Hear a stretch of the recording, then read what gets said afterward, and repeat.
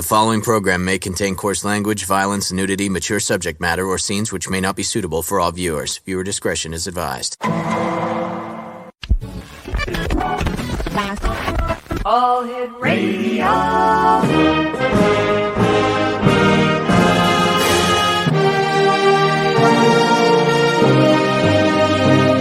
Welcome to the X Zone, a place where fact is fiction and fiction is reality. Now, here's your host, Rob McConnell. And good evening, one and all. This is the X Zone. I am Rob McConnell. We're coming to you from our broadcast center and studios in St. Catharines, Ontario, Canada.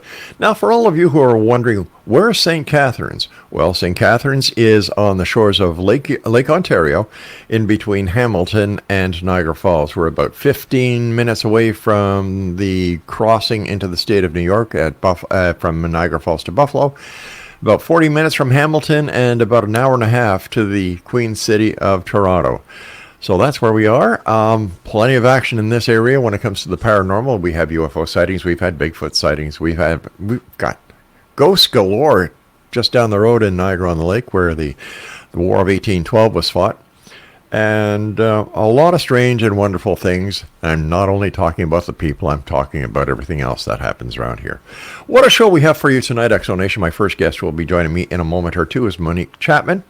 And sometimes I wish that we could broadcast the pre-show interviews and chats that I have with guests, because this lady is fantastic.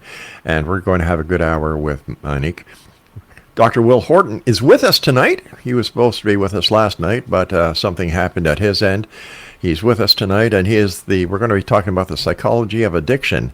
Then Paul Dale Roberts is with us discussing the paranormal, and in the final hour, William Barnes and Sasquatch research. All this tonight here in the X Zone on the Talkstar Radio Network, Mutual Broadcast Network, XZBN or the X Zone Broadcast Network, and on Channel 54 on Simul TV. Speaking about Nicole, wow. Speaking about Monique Chapman, let's bring her in. Hi there. Welcome back. Thank you. I don't know why I called you Nicole there. You know, it's still like French, right? Monique, Nicole, you know. Oh, yeah. That's as long it. as you don't call me the B word, I'm cool. Unless you mean bad B word. I was thinking B word beautiful. Okay, that wasn't what I was thinking, but I'll take that. Thanks very much for joining us, Monique. Tell us a little bit about yourself and how you became to enter into the wonderful world of metaphysics and the work that you do. Ooh, a little bit about myself. Okay, native New Yorker, born and raised. My family was into this, and I didn't know that I had any abilities that other people didn't have until I went to kindergarten, and I was telling the kids about the colors that are around them, and they're like, whoa, you're weird. So I quickly learned to squash that, and plus being the only black kid in the school, that didn't help either. So I squashed that, but it's a family learning. We used to practice. My mother was into a lot of voodoo, which she taught us. I didn't necessarily resonate with it. And my father was extremely psychic. So we'd play these little psychic games, and we didn't call them psychic game. We just called it games. And my intuition grew, and I stuffed it down for a while. And then when I went to out in the working world, I was software sales rep, seems like forever, 25 years. And I got tired of doing that, flying all over the country and not being with my family. And I wanted to be with my kids. Family loved me because they could fly first class and do whatever, on their end. But I was the one suffering. So one day I just decided to quit across country from Rochester, New York, an area you were kind of talking about. Yep. When I was leaving there, went to flying over Minnesota. When I got over Minnesota, I don't know why, I said I had enough. When I landed in San Jose, I sent the computer and everything back and said bye. Came home, told my husband. When he got up off the floor, he's like, well, what are you going to do now? Because we were a two-income family. Right. And at that point, I said, I don't know, but I'll figure it out. Give me a couple of weeks. And I ran into a friend who took me to a psychic show. It was Psychic Healing and Arts. And I saw the people in their booths and they were giving readings. I'm like, oh, this is easy. I could do this. And that's how I started. Years ago when we first started doing the show, the stations would send me to all the psychic fairs and, the symposiums, and we do the show live from there. And for the first time I went there, it was kind of like, oh, this is cool. You had the psychics doing a horseshoe around the edge of the room. And Oh, yeah. and then I noticed people would start going from one psychic to another psychic to another psychic to another psychic, and then they'd leave. And then the next person would do the same thing. After about 3 of these shows, I spoke to the organizer and I said, why is it they go from one to the other, to the other, to the other, to the other? He said, it's very simple, Rob. They keep on going until they hear what they want to hear. Well, that's the way to put it, because I didn't realize initially that people would do that. And I'm like, well, why are you spending money? I mean, it's their money. They can do whatever Sure. they want with it, of course. But I'm like, why are you spending all this money? And I just surmised that they just wanted to see if one validated the other, and it didn't bother me. It's like, if that's the way you want to spend your money, fine. I had one client who went bankrupt, 90 grand in bankrupt between working with me and 5 other psychics. Oh, my God. That's crazy. Yeah, but didn't God didn't bless the her. other, $90,000, we're That's a talking, lot of money. it is. 90,000 US is equal to about 64 billion Canadian. Okay. But it was, it was crazy. And that taught me, when I was working with her, to not allow people to depend on me. I'm not Right. going to tell you what to do. I'm going to tell you options, and you can choose whatever option you want to choose. Yeah. I can support you whatever way you want to go, because it's you choosing your life, not me programming you for what I feel you should be doing. Why do you think some people need to go to a psychic, especially the ones that get attached to the psychic, that form a dependency? They don't understand their own power. They don't realize that they have the same ability that anybody they're sitting in front of has. And it's been drummed out of them, usually by the age of 5 or 7, that, that imaginary person or seeing the colors or whatever was a bad thing to do, and you have to stuff it down. So then they're going to give over their power to somebody else. It's almost like going to organized religion church, where the person standing in the pulpit supposedly has all the power, and Yeah. then you listen to them. So, they just don't understand that they're powerful beings. They don't Yeah, understand they're here to learn. Yeah, I've got a different view of religious organizations, and especially the mainstream ones. It's brainwashing. Thank you. It's brainwashing. Thank you. That's exactly how I feel. Yeah. That and control. Oh, big time. Big Yeah. time. Big time. And once again, they build a dependency on their parishioners, to keep giving into the church and doing this, doing that. And, I was raised as a Christian. I got kicked out of the Anglican church at the age of 13 because I was Okay. asking too many questions. Questions that children were not supposed to ask. In fact, the minister called up my mom and said, your son is the son of the devil. We don't want him back here. Oh, wow. Because I asked him, this is the question that got me booted out. If God created Adam and Eve, and they were the only 2 people, and then they had Cain and Abel, that's 4 people, right? It says in the Bible that, I get the kids mixed up. Which one was the survivor? Which one was the murderer? Oh, I have no idea. Okay. I think Cain slew Abel, I believe, but I'm not religious, Okay. so So, you know who I'm talking about, Yeah. he crossed the mountain to the desert to another town where he married a wife, took on a wife. Where the hell did she come from? Exactly. Yeah. Out. Yeah. Well, mine wasn't that bad. Same age. Well, a year later, I was 14. And I asked, why do babies die? Because that just hurt me to my heart. Oh, yeah. And nobody could give me a satisfactory answer. So I said, I had enough of this. Now, since I lived in the house, my parents did do the mainstream religion so that we were accepted within the community. So I just learned to be quiet, but I was done. I said, there has to be something else. That has to be the hardest loss that a mother, father, and grandparents, aunts, and uncles can go through. It is. My stepson died in June that just passed. June 6th, he passed away, and his birthday was June 21st. My He's condolences. 53 years old and died of a heart attack just like Oh, that. And it's hard. And I was just a stepmom. And if it was hard for me, I can't imagine, if it was one of my kids, honestly, I would still be in the bottle of Grey Goose. Well, I'll tell you something. We were in Montreal in July to see my dad. He was 94. And we got a call from my daughter that her baby had passed. Oh. Her unborn child. Oh. She went to the hospital. They couldn't find a heartbeat. Oh. And a lot of questions are asked at that time to God. Like, why?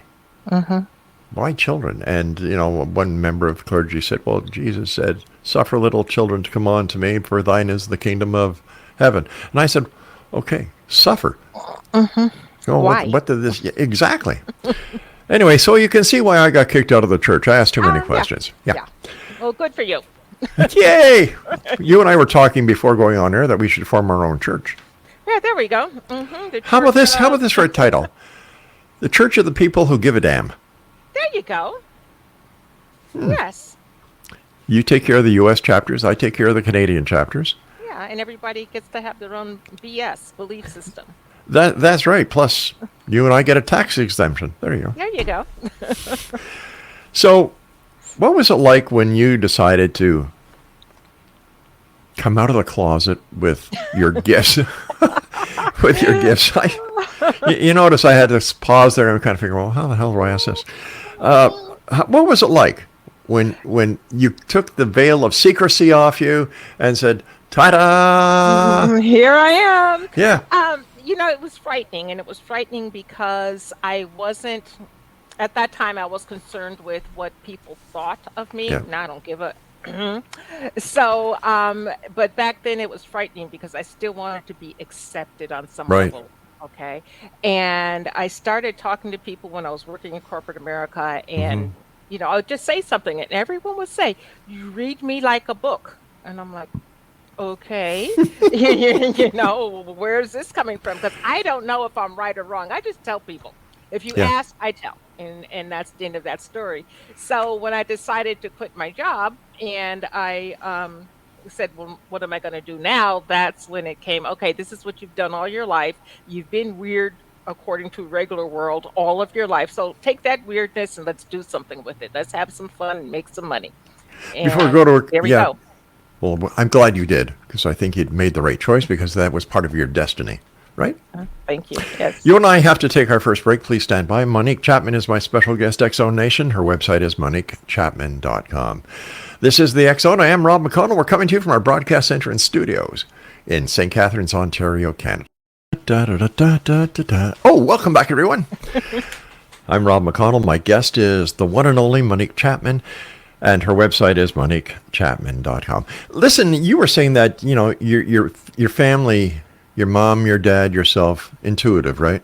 What was it like at Christmas time? Would you walk down, look at the tree, and just kind of turn around and say, well, thanks very much, everybody, because you know what, that was in every package, No, I didn't, because I don't know how I learned this, but I can turn the intuitive ability on and off. And when I was a kid, I would just be wide open, but I was so excited about Christmas, and my parents did it grandly. I mean, the that's wonderful. 12-foot tree and, 10,000 presents. So I was too excited to see what was in the next package. I was like, woo!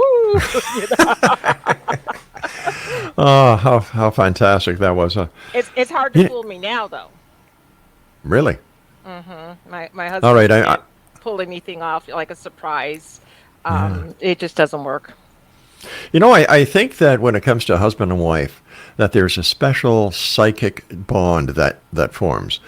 My wife is like your husband, like she'll say, I'll say something and she'll say, no, what do you really mean? Well, blah, blah, blah. No. Okay, well, so much for Laura, who is my senior executive producer, and she's in the control room giving me dirty looks, so we better go on. Yeah. I'm in trouble. You're a spirit release therapist, okay, amongst many other things. What do you do as a spirit release therapist? I mean, I take all that negative, gnarly energy away from people. People who decide to play with Ouija boards and then the spirit goes within them. People who live near cemeteries. People who are just walking down the street. The spirit says, "Oh, you look good. Let me jump in and control you." So after their life goes to crap, they call me and they say, I can't think, I can't eat, I can't, whatever right, it right, is. right. And then Yeah. I take a look at them. And if they are truly having a spirit attachment, we set up a time and remove that energy. And I remove it by talking to the energy, hmm which is residing in your subconscious mind. And it's really a tupla, but people don't want to kind of look at that. But anyway, I talk to the energy and I find out why it came, what is it getting from being there, what purpose was it trying to serve to the person, find out where it would like to go, present a place that is going to be wonderful for them where they can't bother another entity or human, and we send them along. So basically, you send them to the light?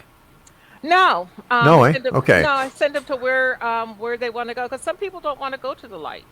You Really? get some of those negative spirits that are really Satan worshipers and whatever, or lower vibrational Right. worshipers, and they don't want to go to the light. Okay, they're interested in going someplace else. So I talk to them. What would your particular environment be? What is it that you hmm love? What is it that you want? And I send them, but it's in different dimensions, if you will, and there's no cookie cutter process. Okay, each individual one is different. And it takes about 3 hours. And I talk to the person, and while I'm talking to the person, the spirit is listening. Sometimes the spirit even speaks up before we even do the relaxation. And, we let the spirit just move forward and talk. And usually they're not very nice. They always want to cuss me out. So basically, from what I'm hearing, a spirit release therapist is an exorcist. In a sense, because I don't, I watched, was it Linda Blair or whatever Oh, her yeah. exorcist is, and none of that. But yeah, it's exercising energy that is no longer wanted by the person. But hmm sometimes the person who says they want the energy to go away are really comforted by the energy being there. So you got to get their mind straight, their head straight first, as to do you really want to let this go, or is this something you want, and then do the work. So it's a little bit of the Stockholm syndrome as well, Yeah, where, yeah, holy yeah. cow. It must be very draining on you, No, You just no? because I don't take on any of the energy. I use protection, protect myself. I protect the other person, of course, and Yes. we just send that energy on. I'm not taking it. Not working here. Sometimes I've had energies that have been released, try to come into me, and then they get a process that's not too good for them. I don't want to say what that is, but they get a process that's not too good for them, and they go to wherever they said that they were going, where they promised to go. Am I 100%? No, no. But you're honest. That Yeah. makes up for it. Well, if anyone who says they're 100% with anything is a liar, because nothing's 100%. That's right. Do I guarantee anything? No, because nothing can be guaranteed. My success rate is about 87, That's and pretty it damn it good. it will increase to 90-95% if the person does the pre-work. I have pre-work that I have them do, then the hmm session is done, and then there's post-work. And if they do everything that I ask them to do, the spirit goes away, the spirit stays away. If they don't do it because they think that, well, she's crazy asking me to do A, B, and C, well, then it just doesn't work. So it depends on me and my willingness to work, and then the person who is being worked on, their willingness to take some responsibility for their energy. Now, have you ever come to a release where you have actually released this spirit before? Or No, once you get rid of them, they're gone. I have not released the same spirit twice. No. I have had clients who went through the release session, they did the pre-work, they did the post-work, and they say, well, it's back again.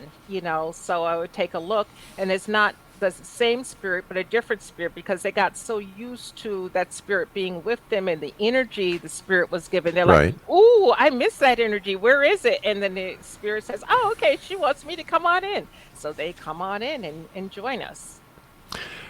Why do people still use Ouija boards? This I don't baffles me. know. I don't know. I don't know. I was actually watching TV Wednesday, and the show that I was watching, the women, it was one of those housewives shows, and they Oh were gosh, using a yeah. Ouija board. I'm like, really? Aren't we past this by now? But some people just love it, and they'll All be right, calling me later. so if a Ouija board opens up a portal, the spirit, or demon, or whatever it is, gains the trust of the person who's using it, right? Not necessarily. People No? who use Ouija boards are searching for any type of answer and they don't care where the answer comes from. Because spirits out there are just like people, good, bad, and different. And their trickster spirits are out there that will tell you what you want to hear, but Hmm. it's truly a lie. So you have to be clear about who you're talking to and get down to the nitty gritty of who you're talking to. And generally, if you ask a spirit, they will tell you the truth, but you have to ask. And when you're using a Ouija board, you're just wanting to find out, yes or no. Does Johnny love me? Yes. Or my boyfriend's name is going to start with a C or whatever. And it's childish, it's crazy, but you're inviting so much energy in. But you can take that same spirit and pick it up by walking down the street. I mean, spirits are everywhere all the time. We just can't see them with the naked eye. So are good spirits sometimes wanting to come through on Ouija boards and other games of divination? I would think so, but I just don't. I myself don't trust it, so I don't play that Okay. way. How would somebody know who's listening tonight if they have a spirit attached to them? Let me give you an example. Let me give you an example here. I, for one, believe that when you go to a yard sale or an antique sale, that you can buy something with a spirit already attached. And unknowingly to you, you bring a spirit home. Yes, yes, yes. I had one. I had a meetup once, and this woman came, and I didn't know her before the meetup, and she kept telling me, she goes, "I bought this robe at a yard sale, and when I put the robe on, it changes my personality." And she explained how it changed her personality, and I'm like, "Oh, duh," you know. And it took me a while to convince her that maybe that robe wasn't a good idea. I live in Fremont, California, and we have the Niles district, and that's where Charlie Chaplin filmed all of his movies. Right? Yes. And the whole area now is an antique town, basically part of town. There are so many ghosts walking around there. Every once in a while, I'll go over. And the last time I went with my sister, and we just looked in. I don't buy anything, but we just looked around, had lunch, came home. We were sitting at my dining room table, and we were talking, and we heard this man's voice in one of the kids' bedrooms. And I'm like, "Julius, are you home?" And I got no answer. So we kept talking, and Julius's car wasn't here, so of course he wasn't home. The ghost followed us home. My gosh. So we had to send him on his way. Has there ever been a time, Monique, when you've been doing the spirit release that you do, that you yourself have become a little concerned and a little frightened? Good question. And short answer is no. Okay. Um, I worked with William Baldwin, Fred Decker, and Orman McGill as far as my training for this, and different aspects of hypnosis and Right. working with energy. But they were very effective with what they did, and then I came up with my own way of doing it, if you will. And no, nothing, because it's no scarier than someone standing in front of you. They really can't harm you. Okay, they can say they're going to harm you. I mean, Right. they give the. Can we swear on this show or no? Oh, They sure. give Go ahead. they give the FUs and this, that, and the other. Yeah. You're not this, that, and the other, trying to get a rise out of you. But you just combat that right away. But I haven't to date, and I hope I don't run into anything that really truly scares me. Give me an approximate number of how many paranormal experiences that you've had. With spirit release or just paranormal period? Paranormal period. Okay, I've got a good one for you.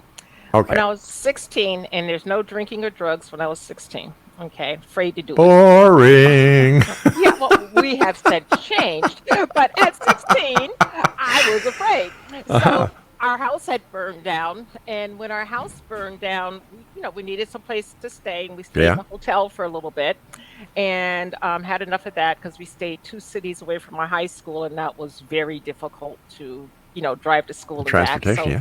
I begged my father to rent a house that one of my schoolmates had available. Her grandparents had died, and the house is sitting empty. Hmm. And we looked at it, beautiful house, absolutely gorgeous house. And, they did whatever they did, and we moved in. Well, the house was right next door to a church that had a cemetery attached to it. The house was on stilts, and there was a creek running behind it. So there was a paranormal flap running behind it. In my sister's room, I'd go in there and we would talk and whatever. And again, we're teenagers, and we would see this man, this Caucasian man with a plaid, hunter shirt on, Yeah. white hair, and he's walking right in front of us outside the window. Now, how can that be when the house is on stilts? Okay. And so we kind of let that go. And then one day I came home from school, and I went into my room, and all my clothes that were hanging up in the closet, because my parents were sticklers about neatness, were on the bed.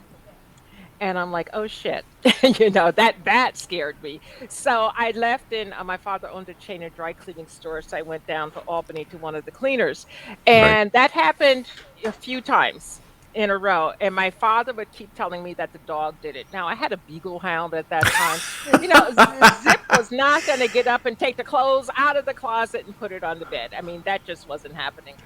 So after that, I had this dream. I went to bed, had this dream, and in the dream, I was dreaming about the W of cats. Now, what that means, I still have no idea today.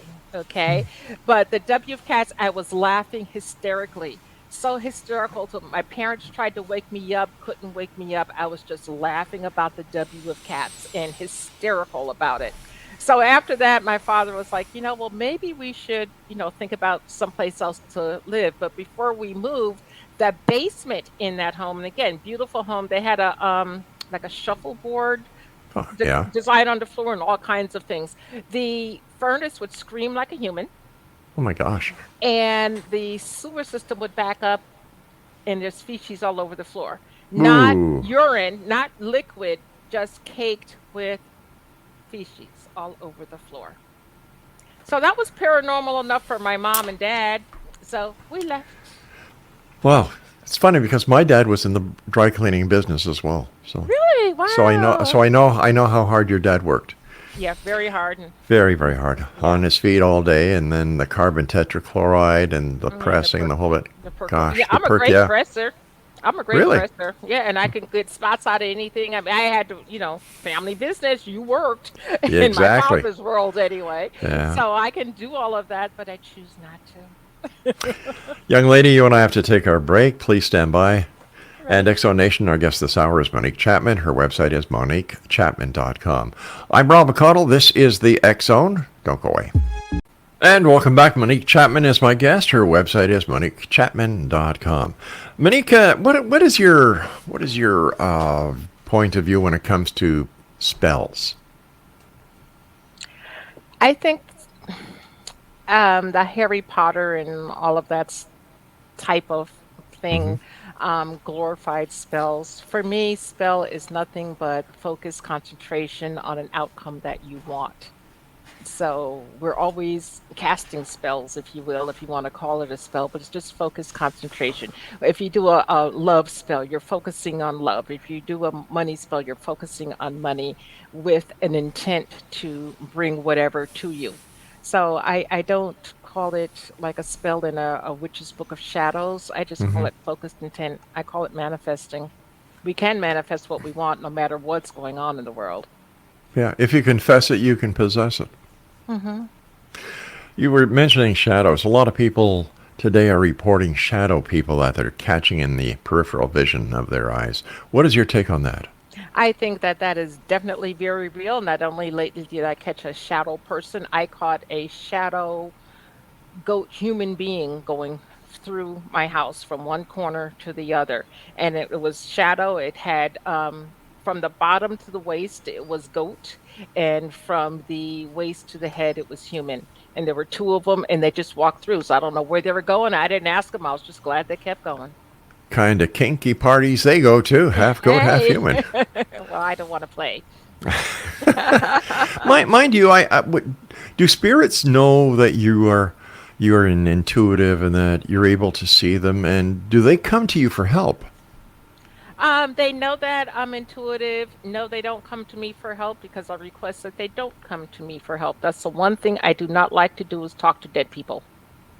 So I don't, people say, well, can you talk to on whomever? And I'll say, it's not my favorite thing to do. I'll try. And when I do it, they say, oh, yeah, you connected. But it's not, I just don't feel comfortable with that because then you've got too many spirits all around all the time. And that's just way too much. I tend to work with no energy around me. I'll call in a spirit guide if I need it. But outside of that, I want to be in control of my destiny, not some outside energy controlling me. Is there a difference between being a psychic and being an intuitive? No. Same thing, huh?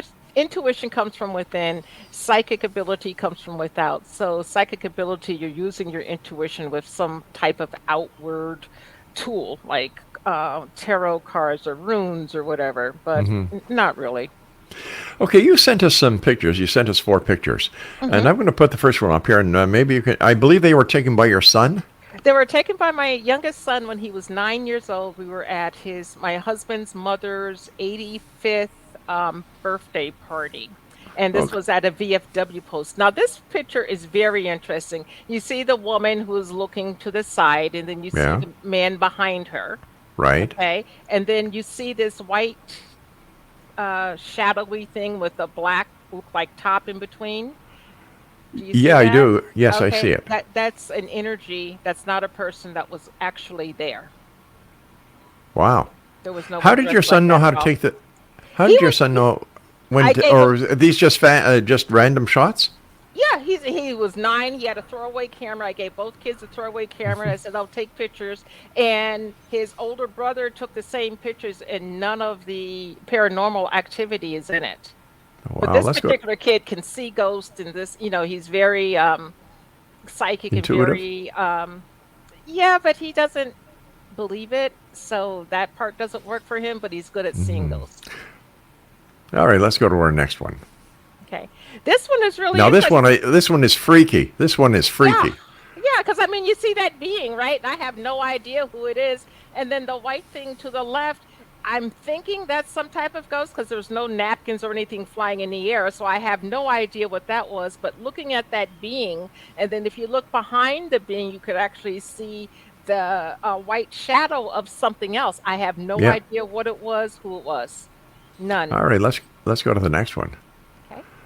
Okay, now this, it's very interesting. Yeah, it looks like whatever the spirit is or the entity is dancing with the gentleman. Well, the gentleman is my husband, and his father had passed away at this point, and his father had a particular way of holding his hand. Okay, now if you look at my husband and you look on I'm trying to figure out the left side, you will see like a thumb with a thumbnail, and then if you look on the right side, you'll see the index finger, the middle finger, the ring finger, and the pinky finger sticking up. That's how my father-in-law held his hand in real life constantly. Oh my gosh. So he was hugging his son. Now, again, the white thing, to me, that must be some type of energy, but I just don't know what it is. It's fascinating. That's what it is. It's just fascinating. Let's go to our next one. I think this is the final one that we have. Okay. Oh, okay. So that's me with my hand out, and my friend Brian and Deb. And on the way to the affair, my in-laws didn't particularly care for me because I could call them on their shit. And so, I was in the car. I said, let's send out healing and love and all of that. And look what came out of my hand. Wow. Energy was coming out of my hand. Now, mind you, this is at a VFW post, the cemetery in the area, Albany Rural Cemetery, which is one of the most haunted cemeteries in the United States, was 4 miles up the road. So I don't know if it was energy coming from there, or what, but others' energies were with us. And I didn't feel at ease when I was there. You know how you can walk into some place and it's like, oh, I just can't get comfy no Yeah. matter what. I just couldn't get comfortable. And, I can drink, but I wasn't drinking. I was like, no, I got to stay clear so I can be aware of whatever.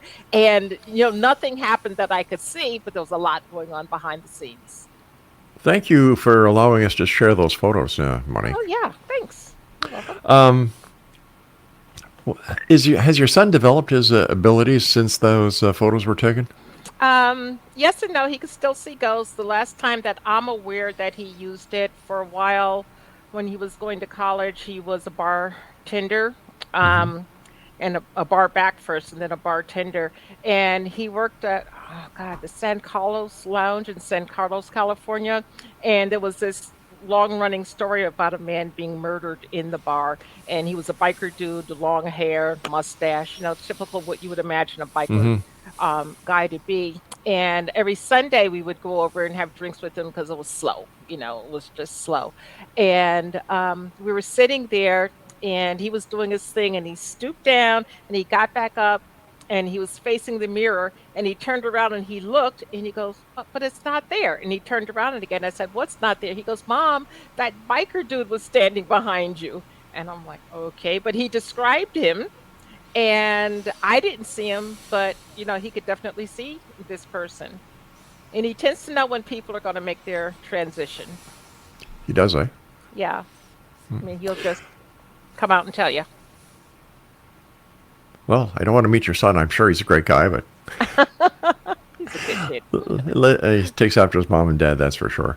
You and I have to take our final break, Monique. Please stand by. And Exo Nation, if you'd like to find out more about Monique Chapman, visit her website at moniquechapman.com. When we come back, we're going to be talking to Monique about her podcast so that you can spend some time with her, listening to her podcast. And fascinating pictures, great story, and a lovely guest. We'll be back on the other side of this break. Don't go away. Wow, talking about a breakthrough. Monique Chapman's our guest. www.moniquechapman.com. First of all, Monique, this is our last segment, so I'd like to thank you so much for joining us tonight. It's been a great pleasure. Thank you for having me. The door is always open. We'd love to have you back more times. Okay. Okay. Tell us about your podcast. Oh, my podcast is Get Over It Podcast. And I named it Get Over It because sometimes when I'm talking with long-term clients and they're still coming to me with the same issue, I've always in the back of my mind of just get over it. So I showcase spirituality, personal growth, and self-help to help people with issues that are going on in the world. It can be from anything like you do with the occult all the way down to teaching you how to parent your child. Wow. I've had, people who were on Oprah way back when and the spirituality segment that she would always do. I've had on like Dr. Larry Dawsey, Neil Donald Walsh, Greg Braden. I interviewed Stuart Wilde 5 days before he passed away. And to me, that was, a really interesting interview. I tend to work with published authors so that you can go buy their books. I do read all the books that make it on air, so I'm not, just putting on Jane, who thought she was great at what she does and really has no clue. And there's a lot of people like that. And Get Over It has been in existence for 8 years now, I believe. Before that, I was on terrestrial radio. And it was Walking with Spirit. And then I also did the Monique Chapman show on the Achieve Radio Network. But, Get Over It podcast is it. And when I'm done with the podcast, I'm done broadcasting. That's what you think. Well, broadcasting on the ear where I have to plug into a computer. Oh, gotcha. Where can people listen to your podcast? Any major podcast network platform, I'm there. And Apple, whomever. It's Get Over It. Get Over It podcast. You got to put the podcast in there because there is another Get Over It. But it's not as good as yours. They should get over it, yeah. It may be. I haven't listened. I don't need the competition. I don't think you have any. Yeah, I do, but I don't go to competitive mode. Like No, it's too much trouble. Got enough trouble being me. I think everybody has trouble just being themselves these days. Hmm. How can people create more love and money in their lives? Number one, clarity, and number two, loving yourself. And if you have the clarity about the type of relationship that you want, not that, oh, Mhm. he's got to be 6'2" and he's got to be tall, dark, and handsome, or she's got to be a size 2, and, forget all of that. What is the quality of the person that you want to have in your life? What are the experiences that you like and would like to share together? Mhm. I have people write them down to the tune of 150 qualities. Right? You read it every day, either in the morning when you wake up or at night before you go to bed, because that's when your subconscious mind is most open. Your subconscious mind is where we create, because you tell the subconscious mind something, it doesn't know if it's real or not. It'll just go out and bring it to you. So if you do this, it will bring in the love. But you got to be clear on what you want. You got to love yourself first and foremost. Nobody completes you. You are complete within yourself. And Yeah. if you want some more money, it's about, okay, so how much money do you want? Now, if you're making $2 an hour now, don't think that $1 million is going to fall into your bank account next week, because it's not. Okay. You might try for 2,000. Okay. But get clear and then do the work. So many people just don't want to work for, what they get. It's like, oh, it should just come to me because I'm special. I'm special too, but I got to work for my money. We all do, my dear. Yeah. What message do you have for living in our times? Oh, good question, because it is so taxing out there right now and so toxic out there right now. To keep your thoughts as high as possible, if there's someone in your life that causes you to lose your center or deplete Hmm. you, let them go, because that's nothing but negative energy that's just going to pull you down.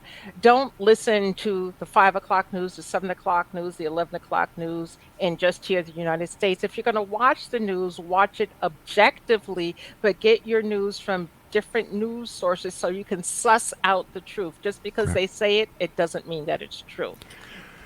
With all the information that's available to people 7 days a week, 24 Mm. hours a day, the amount of data that people are being subjected to, not only the data but the different wireless services that are inundating our brainwaves.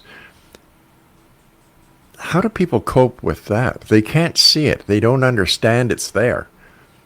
No, but you can do small things that you really don't have to put a lot of energy into. You can wear or have near you, if you're using your computer, whatever, Hmm. some hematite or black obsidian, because those stones will pull that energy away. Some people use Q links, whatever it is that you feel that resonates with you, so that it can help pull the energy away. And sometimes the best energy is to reduce the energy going around in your home. Like, turn off the computer, turn off the cell phone, turn off the TV. Ooh, novel concept there. Turn off the games. Ooh, novel concept.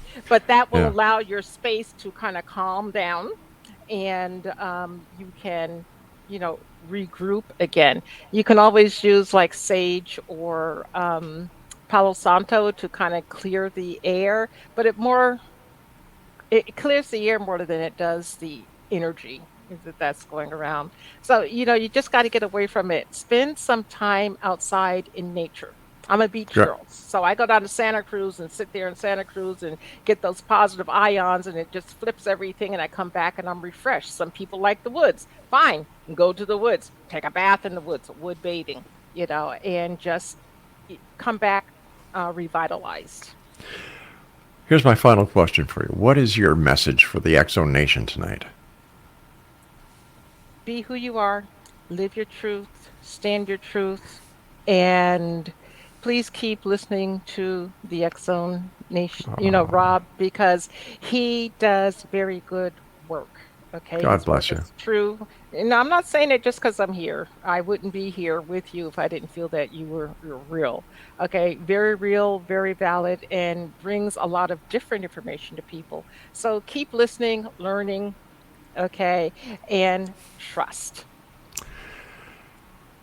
Thank you so much for that. And once again, please give our listeners your website and how they can find out more about you.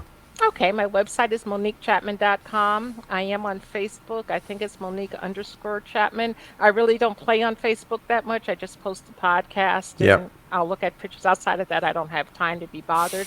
And you can always call me or send an email from my website. Monique, thank you so much for joining us tonight. And I look forward to the next time you and I meet back here in the X Zone, and I'm sure our listeners will love having you back as well. Thank you. Okay, me too. Thank you. Bye-bye now. Bye-bye. Once again, X Zone Nation, Monique Chapman has been my guest, and her website is MoniqueChapman.com. The name of her podcast is Get Over It Podcast. Before I go to my next break, I'd just like to remind you all of a couple of shows that we have here on the X Zone Broadcast Network. Mission Evolution with Gwilda Wiyaka, and Gwilda does another show with us called Stairway to Heaven. Now, to find out more about Mission Evolution, the website is missionevolution.org, and for Stairway to Heaven, it's stairwaytoheavenmedia.com.